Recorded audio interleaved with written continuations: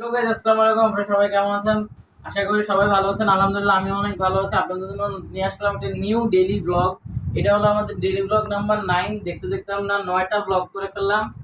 এই 9টা daily blog করতে কিন্তু আমার অত কষ্ট হয় নাই, কিন্তু এখন আর ব্লগ ছাড়া ভাল লাগে না। এই কারণে আপনাদের জন্য প্রত্যেকদিন ডেইলি একটা ব্লগ আনি।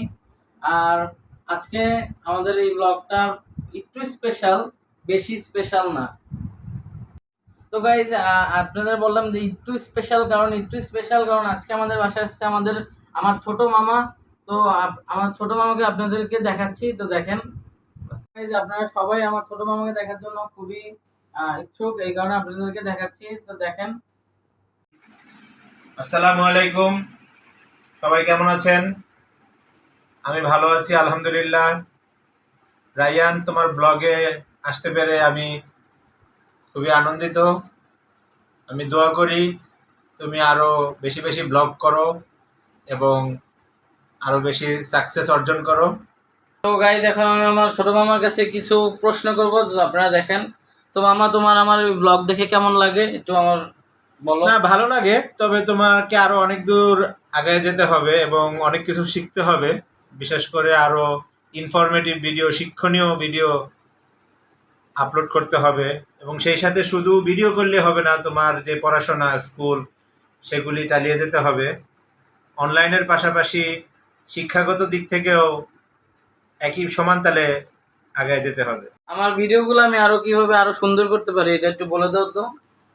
সুন্দর করার জন্য তোমার ভিডিওতে তুমি তোমার পড়াশোনার যেসব দিকগুলি আছে সেগুলি দেখাতে পারো। তুমি যখন বাইরে যাবে প্রকৃতির ফুল গাছ ইত্যাদি দেখাতে পারো। তোমার ছোট ভাই রাফসান, সে কিভাবে খেলাধুলা করে বাসায়, সেটা দেখাতে পারো। যখন তোমার আম্মু নতুন একটা কিছু রান্না করে সেটা তুমি দেখাতে পারো। তোমার স্কুলে তোমার বন্ধুদের সাথে কোনো স্মৃতি, সেটা তুমি শেয়ার করতে পারো।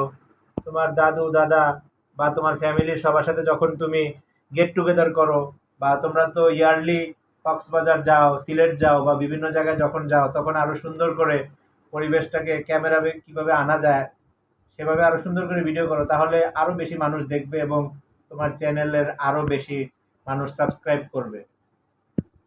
তো গাইস, আমার ছোট মামা যেসব কথাগুলো বললো এগুলো আমি অনুশীলন করার চেষ্টা করব। আর ইনশাল্লাহ এগুলো আমি করব সামনের ব্লগ থেকে। তো আজকে এইটুকুই ছিল। তো আরও ব্লগ, আজকের এই ভিডিওটা এই পর্যন্তই ছিল। আর আজকের এই ভিডিওটা এত শর্ট ছিল কারণ এই ভিডিওটা ছিল একটা মোটিভেশনাল ভিডিও আমার জন্য আর আমার ছোট। এই ভিডিওটা এই কারণেই আমি বানাইছি কারণ আজকের যে ব্লগটা এটা তো আপনারা কালকে সকাল 5টায় দেখতে পারবেন, কিন্তু এই ভিডিওটা সকাল না, সরি বিকাল 5টা বাজে দেখতে পারবেন, মানে 5টা PM দেখতে পারবেন। আর এই ভিডিওটা আপনারা এখনই দেখতে পারবেন। আর আজকের মতন এতটুকুই, বাই।